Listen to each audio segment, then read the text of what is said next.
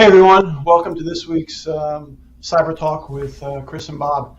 This week we're honored to have Mike DePalma from Datto here for World Backup Day. For those of you who don't know, today is World Backup Day, and I thought it would be a good opportunity to talk about some SaaS backups. A lot of people don't even know what SaaS is, so I figure we could probably kick that off and really talk about what SaaS is. You know, everyone has a cloud platform that they may use, and that's pretty much where, and SaaS covers all of those platforms. But specifically, a lot of times, email could be your backup, your SaaS platform, or what else, Chris? More common now is ERPs. A lot of ERPs are moving from traditional software into the cloud. Accounting applications, finance applications, storage. Salesforce, yeah, sales, marketing. We're pretty much using SaaS for everything in our business now.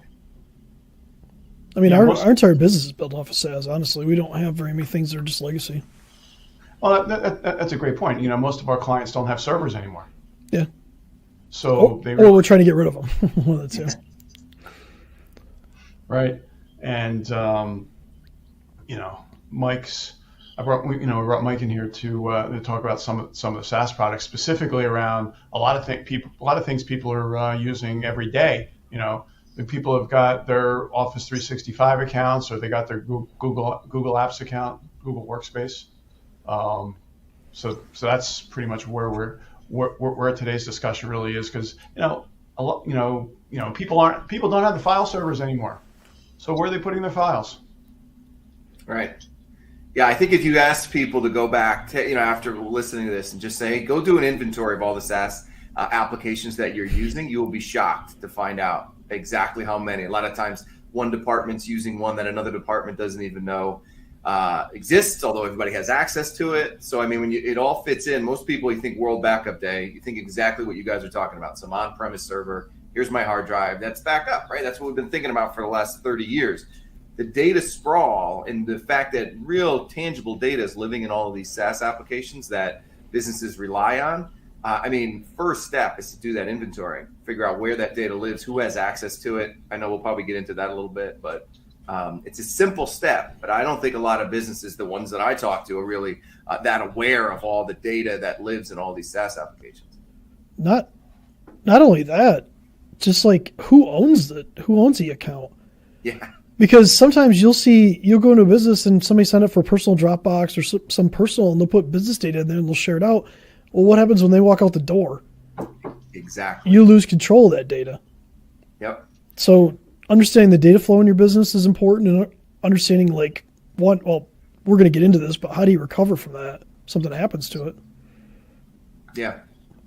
Yeah, I think, again, when we looked at what happened over the pandemic, everybody, the work from anywhere environment, we in the IT space were prepared for that. We were predicting that this day was going to come. It just accelerated, right? We saw the writing on the wall. I mean, we've been in business 15 years, primarily backing up on-premise data.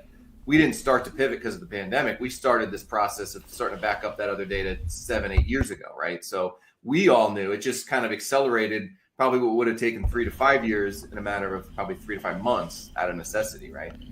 Yeah, right. So Chris had a really, really good point that you don't know where this data is. That's one of the things that I know when Chris and I are talking to people now, it's really doing a risk assessment and finding out where that data is, because if that personal account goes away that somebody had, where are we? Where is that business data? Which we try and make sure that people are using the business versions of everything. Make sure that we've got that we have an Office 365 or a G Suite account that's set up and managed, because even somebody going through and signing up for an Office 365 account by themselves, they turn it on, it's not tuned for security, it's not tuned for backup, and I talked about it last week where somebody had a $200,000 data loss from a client because of a data breach. But so. Now, that's kind of getting past what we're talking about today, but from a backup perspective, a lot of people think they're using they might be on the cloud. I don't have to worry about that anymore. And I know that's a huge problem, and it's a mindset change too. How we educate people that their data really isn't there. But what things can we do today to really cover that from a backup perspective? Let's cover Microsoft real quick. So most cloud providers have like some sort of retention period for deleted files. Let's be honest about that. The problem is the default's 30 days for Microsoft. So what happens if you catch it in 30 days, it's great if somebody deletes a file or whatever, but if you don't catch it in 30 days, guess what happens on day 31? You can no longer recover that with a built-in retention in Microsoft. And that's where we start pivoting into backup and why it's so important. And Chris, that's the same thing, because if you got a rogue employee that's systematically deleting stuff, you can't get it back. Well, and in that case, like you said, if they're systematically deleting stuff, you're never going to know it. If it's a file here, file there, file wherever, you can even go into talk about encryption at that point. What if they start encrypting the data slowly over time? And if you want to talk about securing 365, if you don't secure it, what happens if they go in there and turn the retention period off, or turn it to 1 day, and start doing that? So obviously having backup after that is going to be critically important. So Mike, we were talking in the green room about what Microsoft's responsibilities are. Can you share some of that? Yeah, and Microsoft, as well as basically all of the software as a service applications, have this shared responsibility model. So basically what they'll say, and they're very public about it. I've sat on panels with folks from the Microsoft team, and they will tell the audience, you bear some responsibility as that tenant, because a lot of times it's not brute force into Microsoft's cloud, right? Their cloud is very secure. As a criminal, you're looking for the low-hanging fruit of, somebody clicking on an email they're not supposed to, gaining access that way. So there is a shared responsibility model. We have a product that backs it up, and we need to go into details of that, but Microsoft has endorsed it. We're going around the country. We have our first roadshow coming up in New York alongside Microsoft, because they are telling you go to their SLA, you go to their user forums, they will tell you need to back up this data on an external site, because the mindset needs to be the same. This is critical data. It needs to be backed up. Just because it's not sitting on some Windows server in your office, it's still critical data. And Microsoft's very open about that. They are not in the world of backup. Yes, there is a backup, built into it, but that is not the type of backup that a business really needs. It's great if it's your family photos and that type of things, right? But as a business, it needs to be viewed just like any other data. Yeah, and some really good things that are happening with a cloud-based backup solution is the fact that it's happening. It's happening every day. It's happening multiple times a day, so that we are getting those changes. So when somebody does accidentally delete something in the middle of the day, we have a good chance of getting that data back. Yeah, and we've seen a huge uptick on attacks. Criminals are smart and they're opportunistic. So the mindset has always been, who are they attacking? On-premise Windows-based servers. And people think that's because they're less secure. Really, it's because there's so much data that lives there. As data migrates, they're going to follow that. Bob, you probably remember the last big DattoCon we had was out in San Diego, and we hired Kevin Mitnick. If anybody's not familiar with Kevin Mitnick, really interesting story. FBI's most wanted list, gets caught, comes out. It's like, catch me if you can. Now he's a good guy. And he created a live virus. Not to say this is a click-through. This is to say, if I was a criminal right now, this is where my focus would be. It was on Microsoft 365. That was June of 2019. Think about how much that has evolved, right? And that's a forward thinking of criminals. He said, this is the future. This is what we're talking about. But think about now. They were already prepared for something like the pandemic, where everybody worked remote, and the boom in Microsoft 365. Think about where that's gone. And you could just Google it right now as you're listening to this. You will find story after story after story about attacks on Microsoft 365 accounts. Yeah, that demo was pretty famous in the channel community, because it was clicking on one link, and then everything that was inside that user's account got encrypted. Everyone heard of ransomware because they saw the crypto lockers messages, but this was ransom cloud, where everything in the cloud environment was getting encrypted. And Kevin wasn't necessarily on site, but it was his application was reaching into the cloud environment and backing and encrypting. From what we've seen, that wasn't specific to Microsoft. It could have happened just as easily. He could have built that for the Google environment, and So Chris, was the are we attacking Microsoft on this, or are other platforms have similar policies around backups and retentions? No, I mean Google has the same idea. Dropbox has the same idea. Pretty much all of them have. They have retention periods for deleted files, but they're not backup at the end of the day. Yep, and that's why we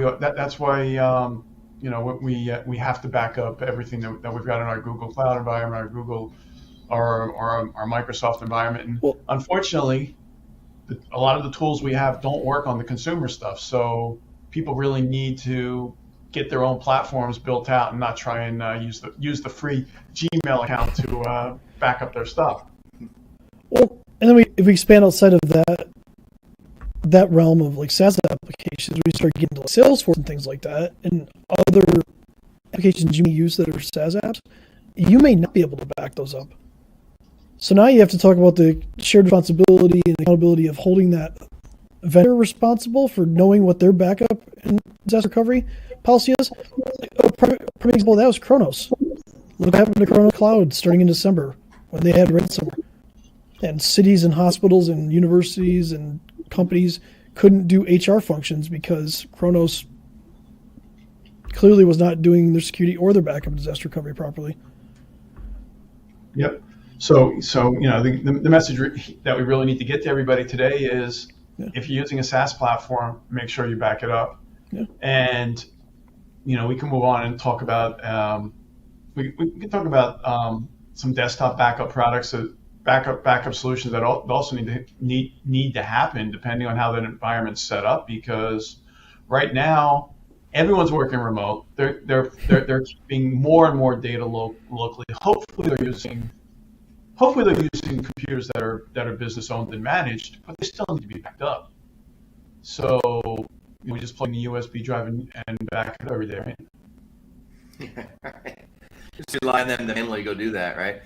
But yeah, you're exactly right. I mean, it used to be very simple. Everything that you're sitting in the office, everything backed up to a server. There's very little, responsibility on that person's side. Now that everybody's remote, and even as we're going back, the reality is this kind of transient workforce is what it's going to rely on. Most businesses, especially up here in the Northeast, it's 3 days in, 2 days off. My wife goes in 2 days a week. Sometimes you're not even at the same desk. So yeah, there's shared tools that you're supposed to be backing up your data, but this is the real world, right? So people don't always follow those. And you have to try to take the user error out of it as much as possible. If you get an email, I remember my previous job, it was our responsibility weekly to go back up our data. How many people on a Friday afternoon remember to do that or do it properly, right? It's just human nature. So all of that stuff needs to be, again, back to the simple stuff, inventory, who has access to it, where does that data live, and where is it backed up? It shouldn't be if it's being backed up, just tell me where it's being backed up and start with that conversation and then kind of go from there. Yeah, we've actually been we've been rolling out desktop backup solutions. Actually, the continuity cloud from Datto to actually back up those end user desktops that are sitting out there that people aren't supposed to store documents on their desktop. They do. There's a lot of them. So now we get to back it up and get things going quickly. So we've good for desktop backup. We've made it. Depends on the business. Like if it's a critical desktop, 100% back it up. You need to, especially, I can't tell you how many times people have had their UPS World Ship desktop die. Like something like that's a critical business function they don't even think about. We try to leverage some of the tools from Microsoft to back up like the desktops, documents, and pictures, and then we'll leverage something like Datto to then back that up from the cloud. That's been our strategy, at least from the desktop perspective. That way we keep from installing too many agents on a desktop and kind of rely on that strategy. That's the way we've taken it anyway. Well, that's the other that brings up a really good point too, because a backup solution is more than just one copy. Yeah. And with what you just created with using Microsoft tools and Datto, you've now got multiple copies. Yeah, it's 3-2-1 strategy, right? Yeah. So we have 3 copies of the data, 2 on 2 different mediums, and one of them has to be offsite. In our case, 2 of them are offsite if we're using OneDrive, and then Datto on the flip side, but same principle. Cool. Yeah. Well, that's 15 minutes of the call, and I'd like to thank Mike for dropping in with Chris and I today to thanks. really remind people about backup. And Chris, do you have any parting words for people on backup? USB hard drives are for backup. They're not for you to store your actual live data. Please remember that. I can't tell you how many people I've seen use USB drives as primary data storage and have them die. And also encrypt those data stores, because you never know where they're going to end up. And we've got that tip and more tips sitting over on this website. If you jump over to 15ways.metromsp.com, you can download a tip sheet that's going to have backup options and also other additional cybersecurity solutions that